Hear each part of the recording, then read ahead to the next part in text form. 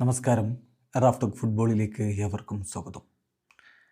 ഒരുപക്ഷെ ബാലൻ ഡിയോറും ഫിഫ ബെസ്റ്റും ഒക്കെ കഴിഞ്ഞാൽ ഫുട്ബോൾ ലോകത്തിപ്പോൾ ഏറെ വിലമതിക്കുന്ന ഒരു അവാർഡാണ് ഗ്ലോബ് സോക്കർ അവാർഡ്. ക്രിസ്ത്യാനോ റൊണാൾഡോയുടെ കഴിഞ്ഞ തവണത്തെ സംസാരത്തിൽ ഗ്ലോബ് സോക്കർ അവാർഡ് വേദിയിൽ വെച്ച് അദ്ദേഹം തന്നെ തുറന്നു പറഞ്ഞു, ഇപ്പോൾ ബാലൻ ഡിയോറിൻ്റെയും ഫിഫ ബെസ്റ്റിൻ്റെയും ഒക്കെ ക്രെഡിബിലിറ്റി ഇങ്ങനെ കുറഞ്ഞു വരുമ്പോൾ ഗ്ലോബ് സോക്കർ വളരെ മികച്ച രൂപത്തിലാണ് അവാർഡ് ദാനവും മറ്റു പ്രഖ്യാപനവും ഒക്കെ നടത്തുന്നത്. എന്തായാലും വളരെ ക്രെഡിബിലിറ്റിയുള്ള അവാർഡുകളിലൊന്നായിട്ട് ഗ്ലോബ് സോക്കർ അവാർഡ് മാറിക്കഴിഞ്ഞിട്ടുണ്ട് എന്നുള്ളത് ഒരു യാഥാർത്ഥ്യമാണ്. ഇന്ന് ഗ്ലോബ് സോക്കർ അവാർഡ് ദാന ചടങ്ങിൻ്റെ ദിവസമാണ്. ഡിസംബർ 28 ഞായറാഴ്ച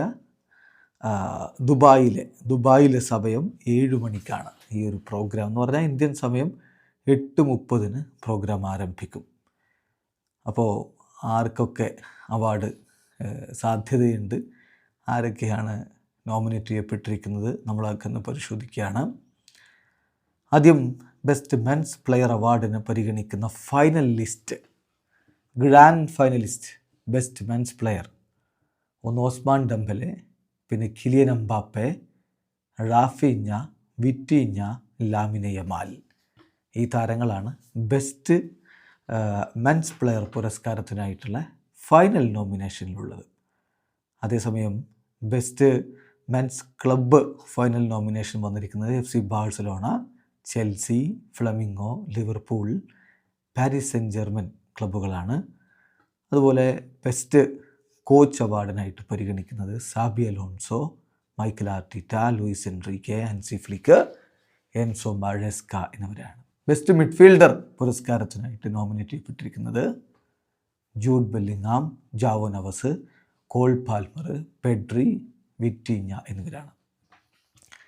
ബെസ്റ്റ് ഫോർവേഡ്സ് പുരസ്കാരത്തിനായിട്ട് Ousmane Dembele, Khvicha Kvaratskhelia, Kylian Mbappe, Raphinha, Lamine Yamal എന്നിവർ നോമിനേറ്റ് ചെയ്യപ്പെട്ടിട്ടുണ്ട്.